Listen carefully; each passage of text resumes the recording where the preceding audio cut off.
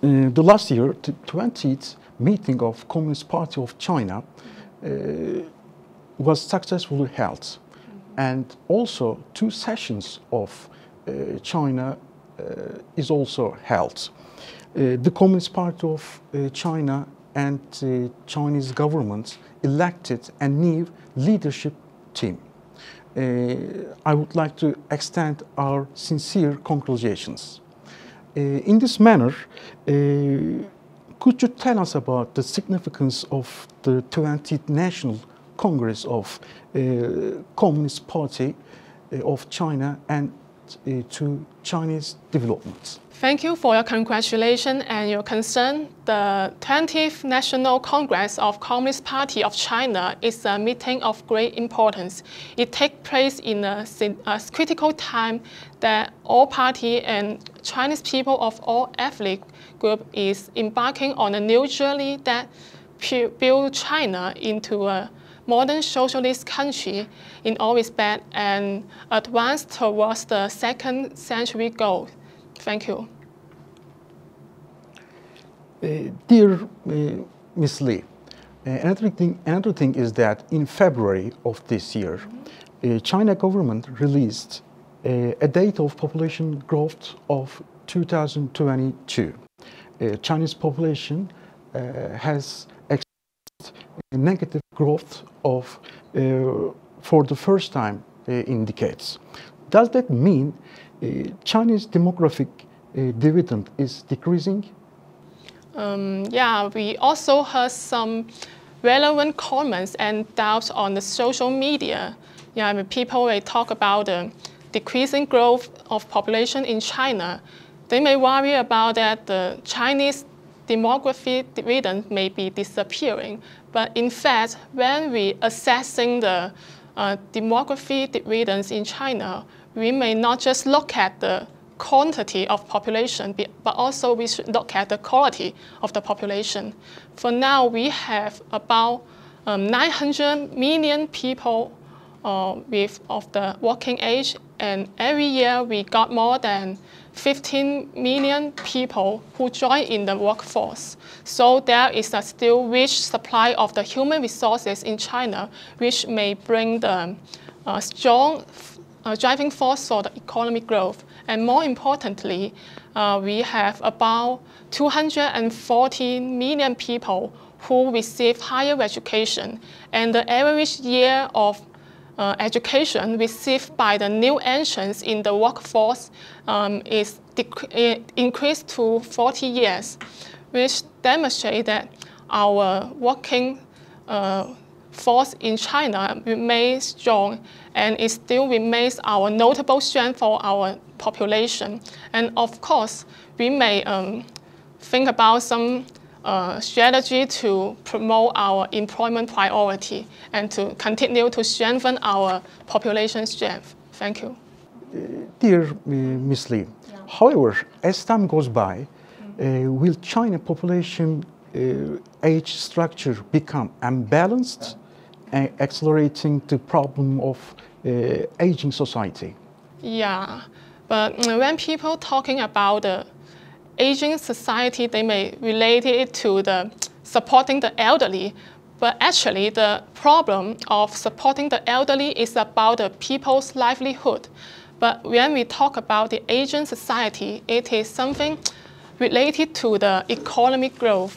So as I mentioned above, we still have a rich supply of human resources, and people of the population receive higher education than before. So I think the problem of aging society is still under control, and we still got the resources to persuade the economy growth in the future. And our government may promote many strategies, for example, the strategy of employment priority and something economy transformation and upgrading to ensure our society is still in a fluent development pace. More geopolitical fractions and ties of the globalization. Meanwhile, international relations remain under serious strain.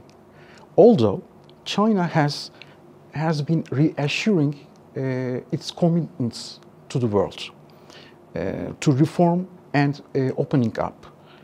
Foreign business remain worried, and some of them considering relocation. Will China adjust its opening up policy? This year marks the 45th anniversary of reform and opening up in China, and this policy enabled China to develop itself and also make a great impact on the whole world.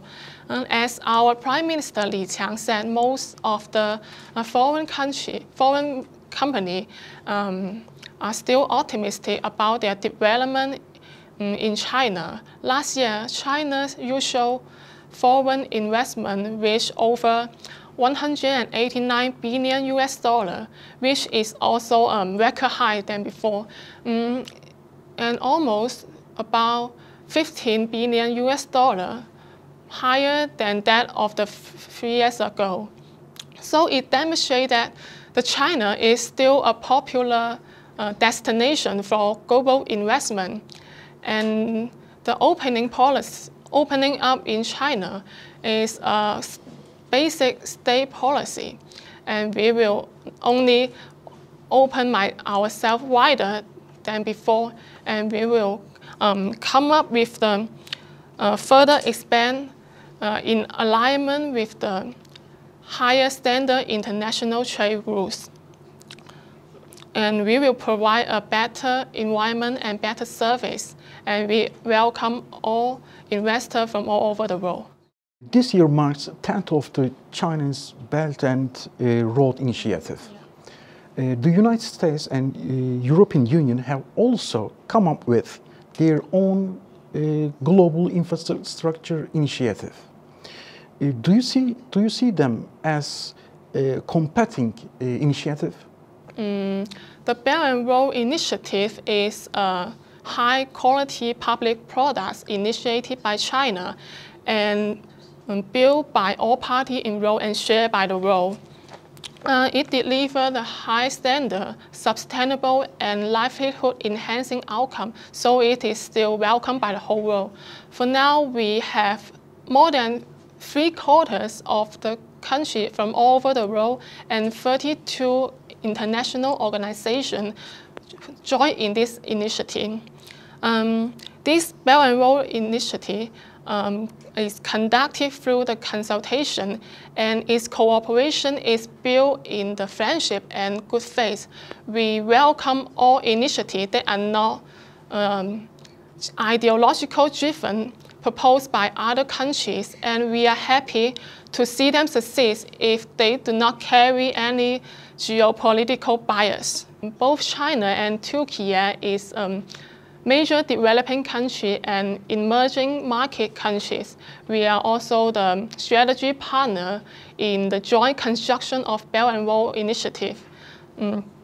We share many common interests in defending our rights and pursuing our country's development. We would like to share the development dividends and modernization experience with Turkey, and enhance the mutual political trust and enhance the mutual cooperation.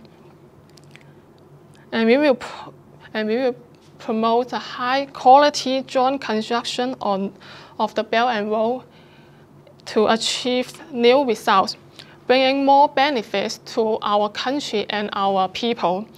And we will make many important contributions to the road. Thank you.